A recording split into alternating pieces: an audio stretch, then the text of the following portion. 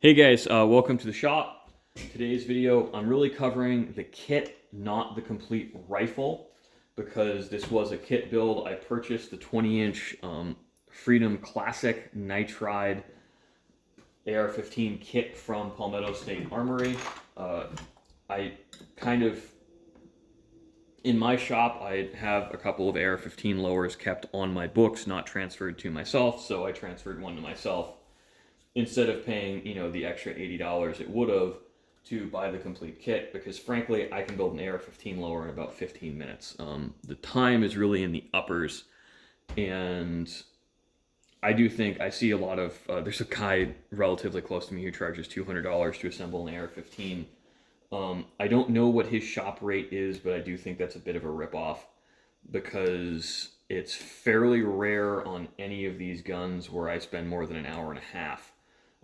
These guns with the pinned front sight blocks, when they're not pre-drilled, that's a bit of a time suck, but I can still bang them out in just under 2 hours. So at my shop rate, 2 hours would be 170 bucks. So, maybe not. He's probably made the business choice to just do everything at the same price, and he makes more money on some and less money on others. Different strokes for different folks. But back to this kit. So there's a couple of things if you're looking for an M16A4 clone that this gun fails at. One of which is it has a plastic butt pad or butt plate on the A2 style stock. That is not correct. It also basically just has long M4 handguards.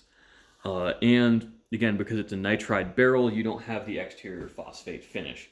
Now, for me, I'd rather just have a nitride barrel than paying the $250 premium for a chrome-lined barrel. I'm probably never going to shoot this gun enough to shoot the nitride barrel out. I don't see a point in premium for chrome-lined when I'm not getting super autistic with clone correctedness. I just want something that's cool, and I think this would look really cool with a quad rail and an ACOG. That's what this is for. Personally, when I buy guns, it's because they're cool, and I don't think they need to be clone correct to be cool. Handguards on this, unless I replace it with a quad rail, probably never going to bother with them. While they're not perfect, they're not awful. Same thing with the plastic butt pad. Unless something falls in my lap, I do not believe it makes sense to replace. Polymer has gotten so good in the last 35 years that I just can't really rationalize and justify replacing it, because the metal butt plates are expensive, and the same thing with, ironically, used furniture for M16A2s goes for premium over brand new clone correct stuff. People are weird.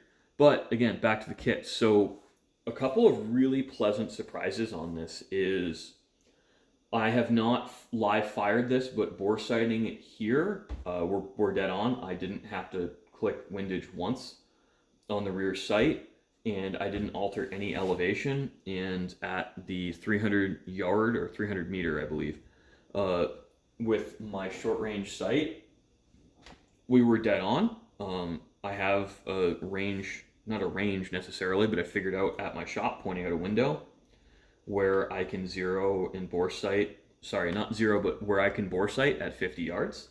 And using the rear sight setting at 200, we were very, very close to it. Absolutely awesome. 5,200 yard zero is pretty close with 55 grain ball. It's more, I believe it's more accurate. By accurate, I mean your elevation's correct at 50 and 200 yards with a 14.5-inch barrel, but it's pretty close to the 200-inch barrel or 20-inch barrel. I think with a 20-inch barrel, it would be more like 50 meters, 200 meters. So that's 55 yards and 220 yards, give or take. But again, the anodizing on these lowers is very good. The anodizing on the upper is very good. And really what you run into with PSA is actually excellent quality parts with mediocre assembly. The amount of aeroshell grease that came out of this, I thought there was massive issues with the anodizing until I picked the gun up and realized, oh wow, my hands are the same color. And that's what you run into with the PSA guns is it's just their assembly that's the issue. Basically, if it were the same price, I would have preferred to buy this as individual components on PSA's website. But pricing it that way, it's actually $100 cheaper to buy the kit, believe it or not. And when the kits are not on sale, it's cheaper to buy their rifles, which I think is an interesting business choice.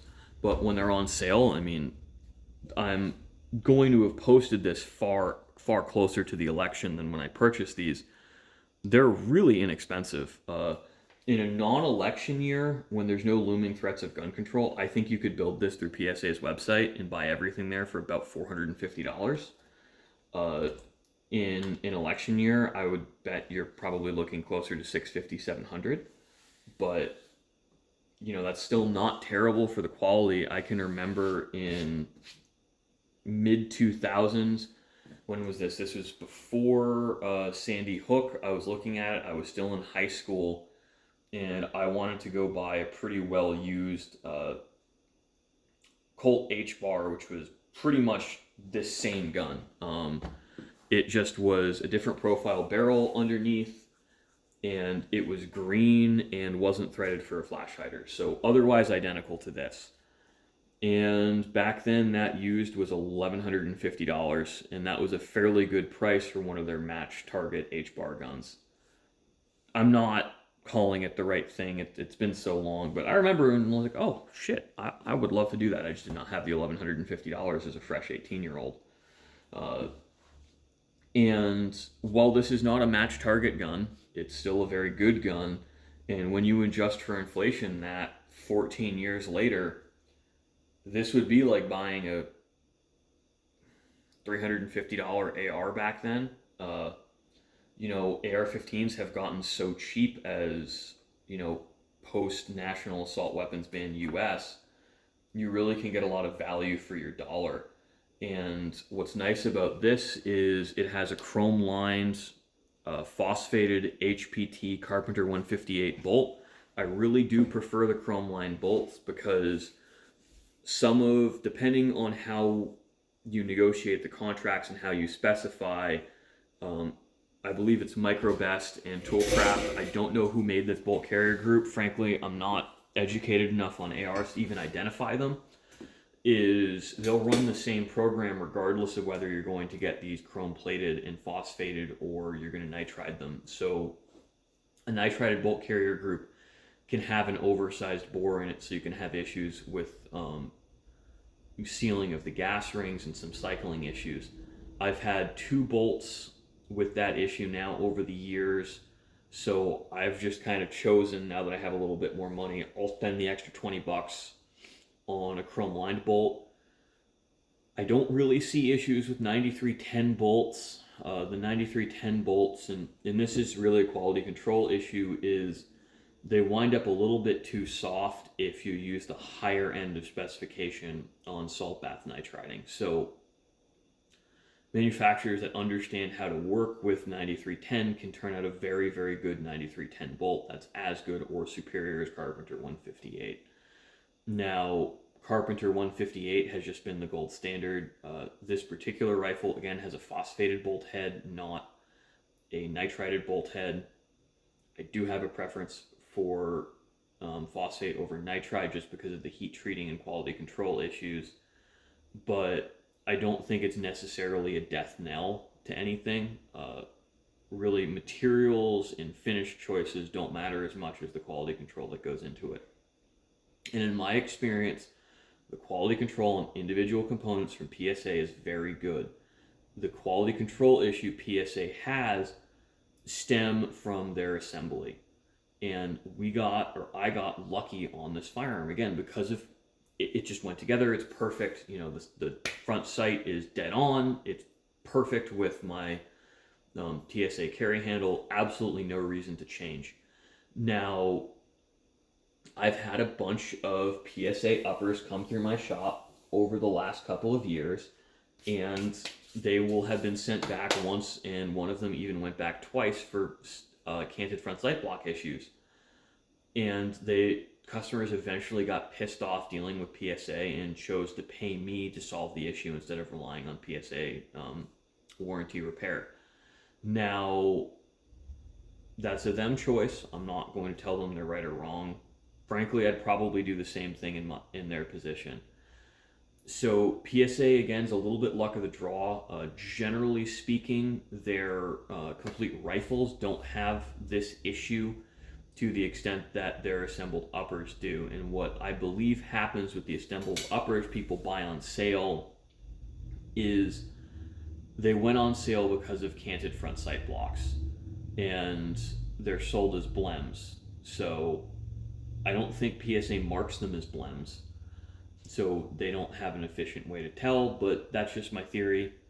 I can't really prove it because it's the most logical way to do it, but also you're seeing the uppers get sold as non-blems.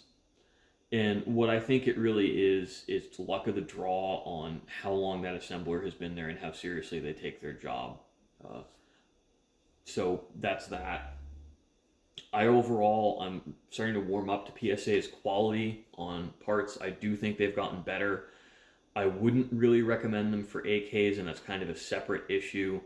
I've got a PSAK of my own with some issues, but it's not a deal breaker. It's just, these are some issues with them. Right now, I don't know who the best value in over-the-shelf AKs are. Zastava has been having issues. WBP has been having issues. Wassers have really gone up in price, but I'm not a huge AK guy. I have one. They're interesting. I think they are still worth owning from an interest and collector's perspective, and that's what this type of rifle I think is. This is really appealing to the guy who doesn't want the Clone Correct FN or Colt for $2,000, but they would like a military-ish rifle, and that's what this is. This is a really interesting military-ish rifle. Again, the quality's good.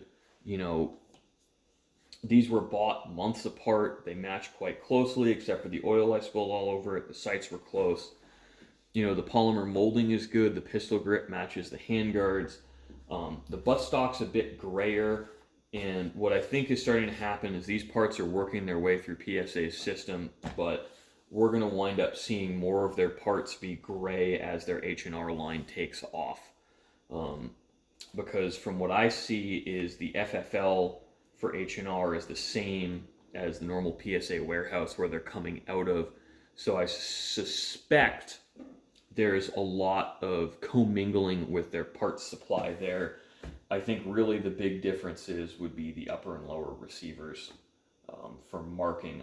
I would bet that the rest of their parts are going to be the same sources, and so they're almost certainly the same sources. Let me correct myself there. They're probably using all of the exact same subcontractors, but they're actually going to be coming out of the same batches and just going to they're just going to be batched out differently. So say this lower, these guys were black anodizing, some of the H&Rs will go for a gray anodizing to the same subcontractor and just be marked differently.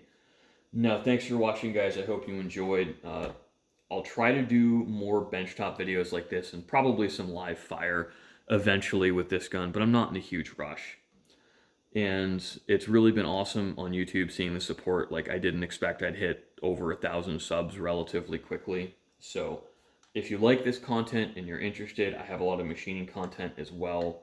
I'm trying to get back into it, but I'm just so busy with work, guys. It's really hard to motivate for kind of YouTube specific videos right now.